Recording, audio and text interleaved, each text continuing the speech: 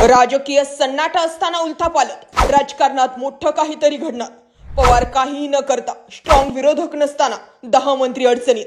घडतंय कस काय? जरांगे विखे एका बाजूने, पडळकर वेगळेच, तर भुजबळ हाके एकीकडून. समीकरण फिरले. आत्ताच निस्तरले तर ठीक, नाहीतर उद्याचं राजकारण भाजपला सोपं नसेल. नेमकं घडलंय काय? माजलगावचे आमदार प्रकाश सोळंके विरुद्ध मंत्री छगन भुजबळ, नितेश राणे विरुद्ध विखे पाटील, सुरेश धस विरुद्ध धनंजय मुंडे, गणेश नाईक विरुद्ध एकनाथ शिंदे, राधाकृष्ण विखे पाटील विरुद्ध छगन भुजबळ आणि फडणवीस विरुद्ध शिंदे. हे आहे सत्ताधारीच पक्षातील नेत्यांचे एकमेकांच्या विरोधात सुरू असलेले वॉर. म्हणजे विचार करा ना, सिक्वेन्स जोडायचा ठरला तर विरोधक स्ट्रॉंग नसताना, तसा विरोधी पक्षनेता नसताना आणि राजकीय सन्नाटा असताना सुरुवातीला सरकारमधील पहिला पण स्ट्रॉंग मंत्री धनंजय मुंडेंचं मंत्रिपद जातं. अदिती तटकरे, गिरीश महाजन यांचे पालकमंत्रीपद जातं. माणिकराव कोकाटेंचे मंत्रिपदाचे खातं काढून घेतलं जातं. योगेश कदम मंत्री, संजय शिरसाट यांचे मंत्रिपद अडचणीत येतं. म्हणजे थोडक्यात 8-10 मंत्री गोत्यात आले. कधी ना विरोधक शिल्लक नसताना आणि राजकारण वन साइड महायुतीच्या बाजूने असताना हे सगळं घडतंय. आश्चर्य नाही वाटत? भाजपच्या वॉशिंग मशीन मध्ये रगडून सुद्धा इतके मंत्री डागलेले कसे? अनेकांना वाटेल बीजेपी करतंय, पण नाही.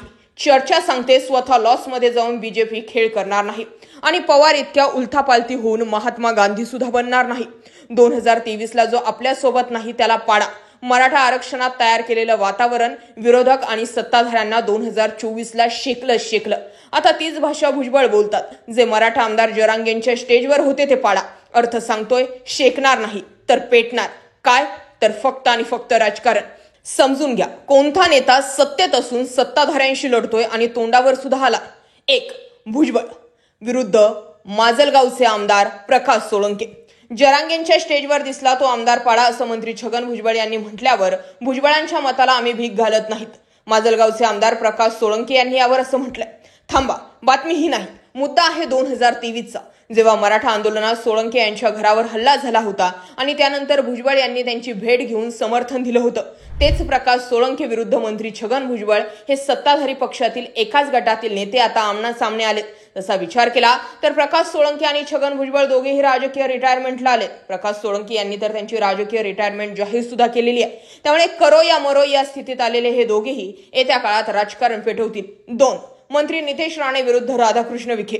राधाकृष्ण विखे पाटील हे मराठा आरक्षणावरील कॅबिनेट उपसमितीचे प्रमुख आहेत. ते जरांगे यांच्या मागण्यांबाबत सरकार सहानुभूतीपूर्ण असल्याचं सांगत होते.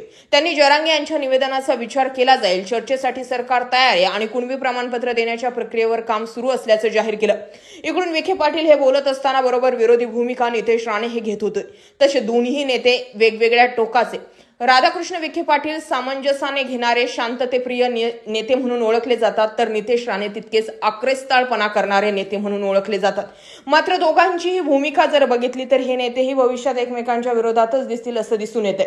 आंदोलन आणखी उचकावून आणि भडकवून ते देत होते. विखे पाटील चर्चा आणि तोडग्याकडे झुकलेले होते, तर राणे जरांगे आणि ओबीसी समावेशाला विरोध करत होते. यापूर्वी मार्च 2025 मध्ये विखे पाटलांनी राणेंच्या छत्रपती शिवाजी महाराजांबाबतच्या वक्तव्यावर टीका केली होती. हे पाहता हे दोन नेते भविष्यात मोठं राजकारण घडवू शकतात. 3. सुरेश धस विरुद्ध धनंजय मुंडे. मंत्री असलेला माणूस साधा आमदार करून ठेवला. मला काहीतरी जबाबदारी द्या, मी सध्या रिकामाच आहे असं म्हणण्याची वेळ आणली आणि ती वेळ आणली आमदार सुरेश धस यांनी. सभागृह आणि राजकारणातील वजीर असलेल्या धनंजय मुंडेंना पुन्हा उभारी घेण्यासाठी आता मोठा काळ घालावा लागणार आहे आणि कारण ठरलंय घोड्याची चाल खेळलेले सुरेश धस. संतोष देशमुख यांची हत्या राजकीय वैर आणि जातीवादाच्या पार्श्वभूमीवर गेली. हे प्रकरण तिथूनच मराठा विरुद्ध ओबीसीकडे गेलं. धस यांनी या प्रकरणात मुंडे यांच्यावरती आरोप सुरू ठेवले आणि पर्यायाने मुंडेंचा राजीनामा पडला आणि कारण सुरेश धसच ठरले. 4. गणेश नाईक विरुद्ध एकनाथ शिंदे. जर ठाण्यात सत्ता आणायची असेल तर रावणाच्या अहंकाराचं दहन करावं लागेल.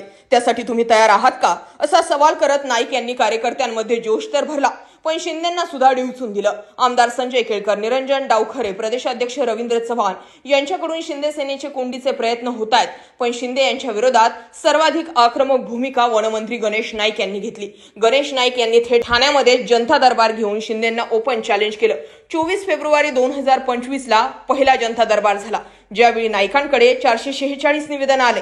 दुसरा जनता दरबार 11 एप्रिल 2025 ला झाला, तेव्हाही नाईकांकडे 367 निवेदन आले आणि तिसरा जनता दरबार 22 ऑगस्ट 2025 ला झाला, त्याही वेळी गणेश नाईक यांच्याकडे 330 निवेदन आले. मुंबईत असणाऱ्या गणेश नाईकांचं वर्चस्व ठाण्यातून हलवण्याचा प्रयत्न सुरू होता. तेच गणेश नाईक आता ठाण्यात शिरून शिंदेंना चॅलेंज करतात. 5.